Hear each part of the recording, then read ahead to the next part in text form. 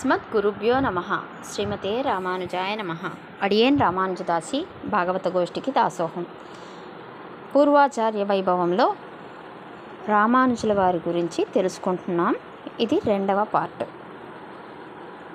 యాదవ ప్రకాశులను ఆశ్రయించుట. రామానుజుల వారు మొదట అద్వైతి అయిన యాదవ ప్రకాశుల వద్ద విద్యను అభ్యసించారు.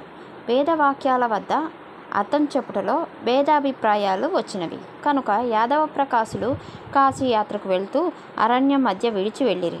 అంత వరదరాజ పెరుమాళ్ళు పెరుందేవి తాయాలతో కోయ వేషధారి అయి వచ్చి వీరిని కాంచీపురం చేర్చి అదృశ్యం అయ్యారు. అంత రామానుజుల వారు విపరీతమైన ఆనందం పొందారు. హనుమ చూశాను సీతను అన్నప్పుడు రామచంద్రుడు ఎంత ఆనందం పొందినారో అంత ఆనందం పొందిరి భగవద్ రామానుజుల వారు. అప్పటి నుండి భగవద్ రామానుజుల వారు సాలకినరు అను బావి నుంచి నీరు తీసుకొని వరదరాజ పెరుమాళకి తీర్థ కైంకర్యం చేసిరి. రాజపుత్రికకు పట్టిన బ్రహ్మరాక్షసిని పాలద్రోలుట. ఒక దేశం రాజపుత్రికకు బ్రహ్మరాక్షసి పట్టగా ఎంతోమంది మంత్రవేత్తల వల్ల కాలేదు, యాదవ ప్రకాశుల వల్ల కూడా కాలేదు. భగవద్ రామానుజుల వారు వచ్చి రాజపుత్రిక తలపై తమ పాదాలను ఉంచగా బ్రహ్మరాక్షసి పారిపోయింది. ఇది వీరి వైభవం. ఆళవందార్ కోరికలు తీర్చుట.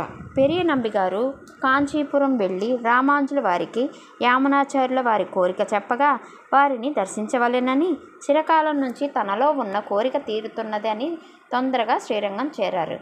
కానీ వీరు కావేరికి అవతల గట్టున ఉండగా యామునాచార్యులు పరంపదం చేరారు. ఆ వార్త తెలియగానే వీరు అమితమైన దుఃఖానికి లోనైనారు.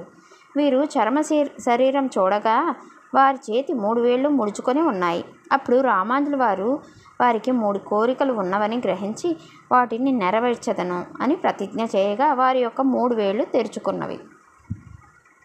1. వ్యాస పరాశరుల పేరు పెట్టడం. 2. దివ్య ప్రబంధాలను ప్రచారం చేస్తాను అనుట. 3. వ్యాస సూత్రాలకి విశిష్టాద్వైత సిద్ధాంతం ప్రకారం వ్యాఖ్యానం రాస్తాను అనుట. తిరుక్కచ్చి నంబిగారి శేషప్రసాదం స్వీకరించవలెనని అనుకొనుట. వీరు తిరుక్కచ్చి నంబుగారి సాపాటుకి ఆహ్వానించినట్లు తంజమాంబకి చెప్పారు. వీరు ఎంతకు రాకపోవటచే వీరిని తీసుకొని వచ్చుటకై బయలుదేరి వెళ్లారు. కానీ స్వామి తిరుక్కచ్చి నంబుగారు వేరొక మార్గం గుండా వచ్చి సాపాటు చేసి వెళ్లారు. భగవద్ రామానుజుల వారు వచ్చి జరిగిన విషయం తెలుసుకొని వారి శేషప్రసాదానికి నోచుకోలేదే అని దుఃఖించారు. ఇది వీరు ప్రథమ తప్పుగా తంజమాంబ చేసిన ప్రథమ తప్పుగా క్షమించారు.